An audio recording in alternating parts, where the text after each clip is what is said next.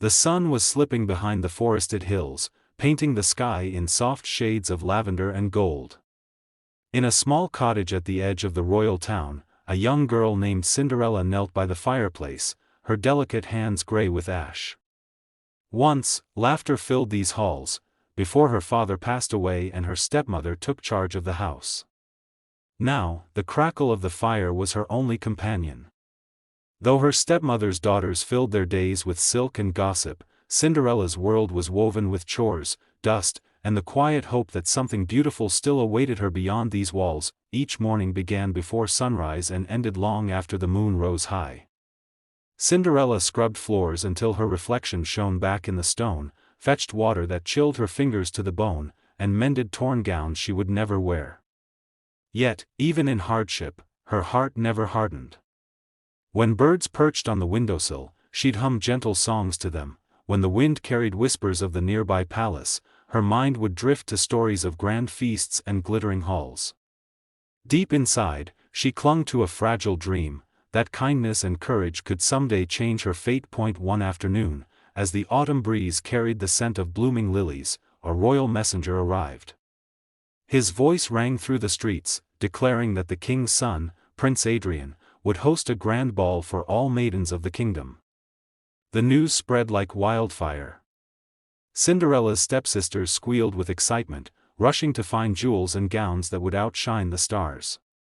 Her stepmother's eyes gleamed with ambition, dreaming of a royal match that could elevate her family's name. In that same moment, Cinderella's heart fluttered, not with envy, but with a tiny, trembling spark of hope. That evening, while she helped her stepsisters prepare, Cinderella listened to their laughter echo through the halls. "You attend the ball?" one of them sneered when they saw the faint smile on her lips. "You'd only embarrass us," added the other, tossing a scrap of fabric at her feet. Their cruelty stung, but Cinderella swallowed her tears and whispered softly, "I just wish I could see it, even from afar." As the carriage rolled away that night, leaving her alone in the flickering glow of the hearth, she pressed her face against the window and gazed toward the castle lights shimmering in the distance, but fate had not forgotten her. As the clock struck 8, a strange shimmer filled the cottage air. The wind paused, and the firelight danced with sudden warmth. Cinderella blinked in disbelief as a soft glow appeared behind her, a woman cloaked in moonlight, her eyes kind yet powerful. "My dear child," said the stranger, her voice like the melody of 1,000 stars, "why do you weep on such a magical night?" And for the first time in years, Cinderella dared to believe that maybe, just maybe, her story was about to change. The room shimmered with a gentle glow as Cinderella turned toward the mysterious light.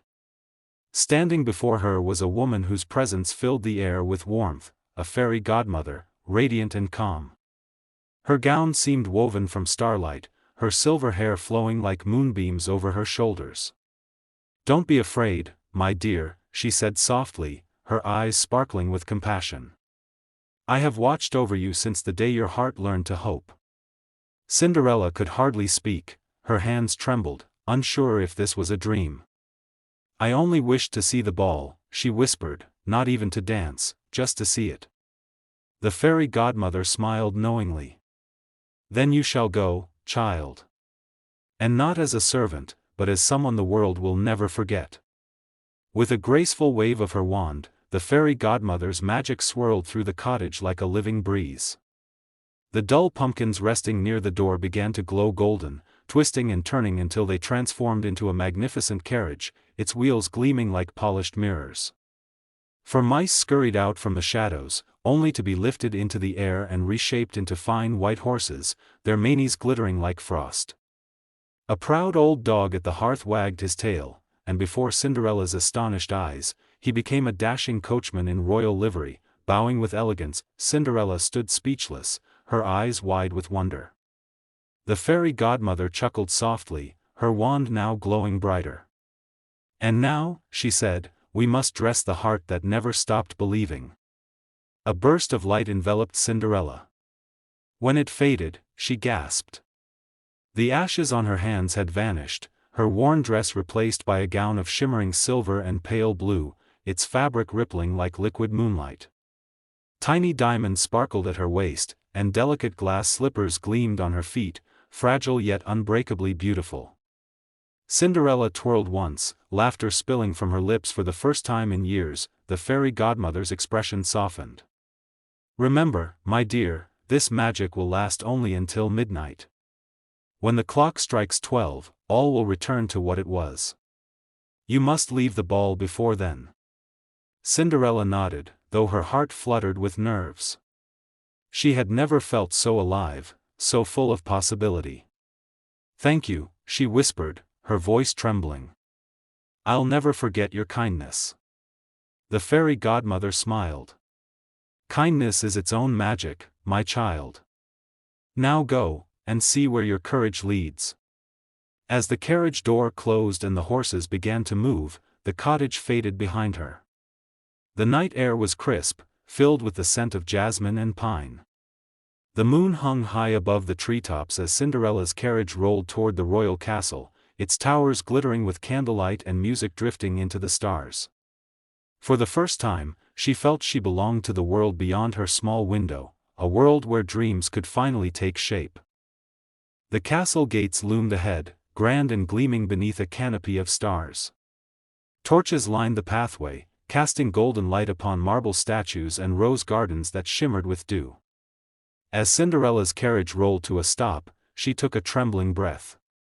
Her heart pounded in her chest, and for a fleeting moment, she feared someone would stop her, ask her name, or worse, recognize her as the ash-covered girl from the village. But when the coachman opened the door, every head turned. Murmurs rippled through the crowd as she stepped onto the red-carpeted stairs. Dressed in her gown of moonlit silk, she looked like a dream come to life, a mystery no one could name, but everyone wished to know. Inside the grand ballroom, chandeliers dripped with crystal light, and music floated through the air like perfume.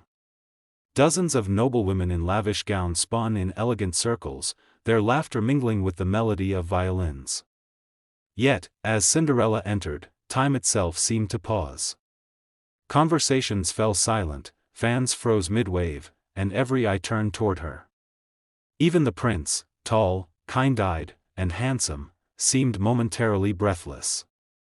"Who is she?" he whispered to his advisor, but no one had an answer. Drawn as if by fate, he crossed the room and bowed deeply before her. "May I have this dance?" Cinderella's pulse quickened. She wanted to flee, to hide, to wake up if this were only a dream, but the warmth in the prince's gaze steadied her trembling hands. She curtsied gracefully and took his offered hand. The orchestra began to play, and together they moved across the marble floor as if they had known each other forever. Every step was effortless, every turn guided by something larger than either of them. Around them, nobles watched in awe. Even her stepsisters, who had not recognized her beneath the magic, whispered to each other, jealous and stunned by the unknown woman's grace. As the night deepened, the prince and Cinderella slipped onto the castle balcony, where moonlight bathed them in silver. "You dance as though the stars themselves taught you," the prince said softly. Cinderella smiled, her eyes reflecting the sky. "Perhaps the stars are kinder than people think." They spoke for what felt like hours, about dreams, courage, and the longing to be seen for who they truly were. For the first time, Cinderella felt not like a servant pretending to be royal, but like a girl who had found someone who could see beyond her ashes. But as laughter echoed from the ballroom, a distant clock began to chime. Dong! Dong! Her breath caught, it was nearly midnight. Panic surged through her chest. "I must go," she gasped, pulling away. The prince reached for her hand, bewildered. "Wait, at least tell me your name." But she was already running down the grand staircase, her gown shimmering like lightning. As she fled into the night, one of her glass slippers slipped from her foot, catching the moonlight as it tumbled down the steps. She didn't dare stop to retrieve it, the spell was fading, and her time was almost gone. The night wind was sharp against Cinderella's cheeks as she ran through the silent streets, her gown already fading back into its old, tattered form. The horses that had once glowed like moonlight turned back into frightened mice, scurrying into the shadows. The magnificent carriage shrank and crumbled into a pale pumpkin rolling into the grass. By the time she reached the edge of the forest, her hair was tangled, her feet bare, and her heart still racing from the dream she had just escaped. Yet, even as her dress turned to rags, a single glass slipper remained on her foot, cool, perfect, and shining faintly under the starlight. Back at the castle, confusion and astonishment filled the ballroom. The music had stopped, and the guests whispered among themselves, wondering who the mysterious girl had been. The prince rushed down the staircase, the echo of her steps still haunting the air. When he reached the bottom, he saw it, the glass slipper, gleaming against the marble floor like a fallen star. He knelt beside it, carefully lifting it in his hands. It was impossibly delicate, yet unbroken, as if meant only for the one who had worn it. "I'll find her," he vowed quietly. "I'll find the girl whose heart matches this slipper." The next morning, a royal decree spread through every town and village. Every maiden in the kingdom was to try on the slipper. Whomever it fit would become the prince's bride. Messengers rode from street to street, calling out the news. Excitement buzzed through the land, especially in Cinderella's village. Her stepmother's eyes gleamed with ambition once more, and her daughters shrieked with joy. "He danced with me the longest," claimed one. "No, he looked at me," argued the other. They ordered Cinderella to help them prepare once again, making her brush their hair and shine their jewels, while her own heart ached silently with the memory of the prince's eyes. Later that day, as the royal soldiers arrived at their doorstep, the cottage filled with nervous laughter. One by one, the stepsisters tried to squeeze their feet into the slipper, forcing and tugging until their faces turned red. But no matter how they pushed, it would not fit. The prince's aide sighed, ready to move on, when Cinderella's quiet voice broke through the chatter. "May I try?" she asked softly. Her stepmother turned sharply. "You? Don't waste their time," she snapped. But the soldier hesitated. The girl's calm tone and kind eyes reminded him of the prince's description. "Every maiden," he said firmly. "Those were the prince's orders." Cinderella stepped forward, her hands trembling as she sat on the stool. As the slipper was placed upon her foot, a hush fell over the room. It slid on effortlessly, smooth, perfect, as though it had been made for her and her alone. The soldiers gasped, and her stepmother's face went pale with disbelief. Then, from the shadows of the doorway, a familiar figure appeared, the prince himself, his gaze filled with awe and recognition. "It's you," he whispered. Cinderella rose slowly, tears shining in her eyes. For the first time, she did not hide who she was. The ashes, the kindness, the dream, they all led to this moment. For a heartbeat, the world stood still. The soft light from the window bathed Cinderella and the prince in gold, as if the morning sun itself had chosen to bless the moment. The stepmother and her daughters stared, speechless, while the royal guards exchanged glances of awe. The slipper, that fragile piece of magic, sparkled between them like proof of destiny. "It was you all along," the prince said, his voice gentle yet certain. "The one from the ball, the one who vanished into the night." Cinderella lowered her gaze, tears welling in her eyes. "I never meant to deceive anyone," she whispered, "I only wished to see a world I thought I'd never belong to." The prince smiled softly. "You belong wherever kindness is valued, and that, my lady, is everywhere." The stepmother fell to her knees, stammering apologies. "Your Highness, she's but a servant girl." "Surely," but the prince silenced her with a single look, not of anger, but of quiet disappointment.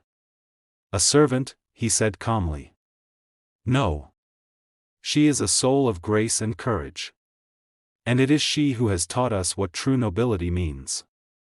The stepsisters bowed their heads, ashamed. For the first time, Cinderella felt no anger toward them, only a deep, freeing sense of peace. The pain of years faded like mist, replaced by the gentle warmth of forgiveness. Within hours, word of the prince's discovery spread across the kingdom. Bells rang from the castle towers as the people gathered in the courtyard, eager to see the mysterious maiden who had captured their prince's heart. The fairy godmother appeared once more, unseen by all but Cinderella. "You've done it, my child," she said softly, her eyes glimmering with pride. "Not because of my magic, but because of your heart." Cinderella smiled through her tears. "Thank you, for helping me believe again." With a wave of her wand, the fairy godmother vanished into a swirl of light, leaving behind a trail of shimmering dust that danced like stars in daylight. The wedding was a celebration unlike any other. Flowers filled the gardens, music drifted across the hills, and laughter echoed through every hall of the castle. Cinderella walked down the aisle in a gown of white silk that shimmered like dawn, her glass slippers catching the light with each step. The prince waited for her, eyes full of love and wonder. When their hands joined, it felt not like the meeting of royalty, but of two hearts that had searched the world and finally found home.